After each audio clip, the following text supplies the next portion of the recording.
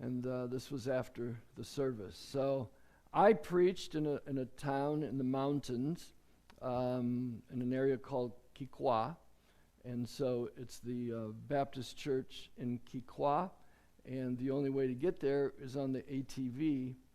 And there are a few good roads in Haiti, but not. You need something like this just to get to the churches. And I've shown you some pictures before where they could only go so far and then they get out and walk. So sometimes you have to do that just to get to church. While we were going, Noah pointed out this flag. He said that's a voodoo flag. He said there's probably somebody ill there or somebody died and they think they need to make the God happy. So that flag is for a particular God that they're trying to appease. Any guesses to what that is? Yeah, they'd grow everywhere. That was one of the things. Every day they would bring in some fresh bananas that had grown right there at the mission. Anybody? Mountains in the background. I was corrected. I used to think that they were a certain number of feet above sea level, but the mission itself is just over 6,000 feet above sea level. Some of the churches are at 15,000 feet. We tried to go for a walk every day. You're just not used to that. But it's very mountainous. It's all mountains. So this is the church where I preached. You see the balloons. They just do stuff like that. They try to decorate. They decorate with colors. They love blue and yellow and Caribbean colors. They love pink and peach. And so they decorate. And I took a picture during Sunday school. And then this was me preaching. And Robinson interpreted after church. A bunch of people leaving church. There were 115 in church. There were no cars in the parking lot because they all walked. And where'd they come from? Well, you can see where they came from. And some of them walk a long distance just to get to church. It's just amazing. We won't go through that. Well, I guess it is working. I didn't think it was going to work. And this is a good road. Seriously, this is a good road. And that's the mission off to the left there. We were coming from the backside. This is one of the churches. This is in a place called, we would pronounce it like Shofar. But this is a church. It's out there just in the mountains someplace.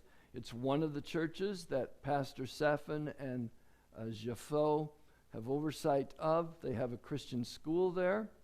And here's some of the kids in their uniforms and just beautiful children. This is another mountain church, and it's Calabas. They have over 100 members. We're invited to preach there on our next visit. And again, I didn't think we were going to get there, actually.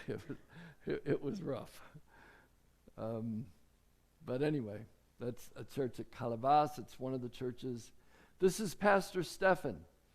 He is 80-some years old. He has been preaching and leading churches in Haiti for 60 years. Wow. Faithfully. He started out walking to these village churches, planting churches. And now he has 6 or 7 churches that he oversees.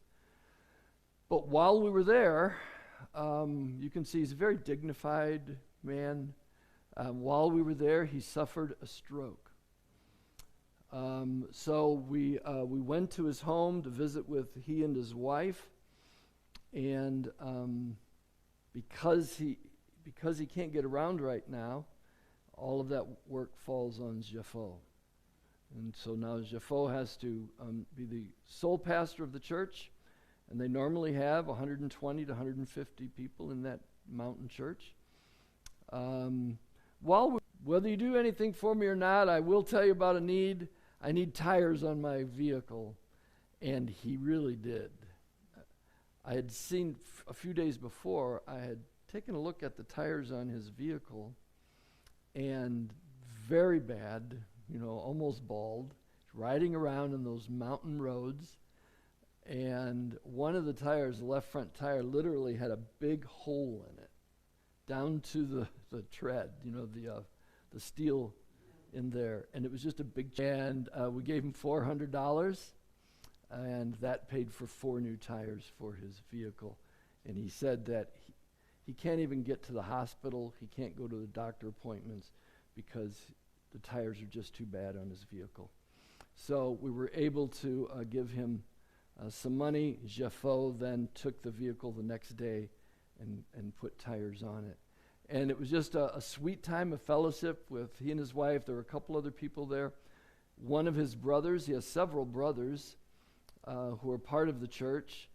And while we were standing around, 6 or 8 of us, his brother in Creole said, let's sing. And so he led us all in a song, Jesus Shall Reign. All of a sudden, I'm forgetting.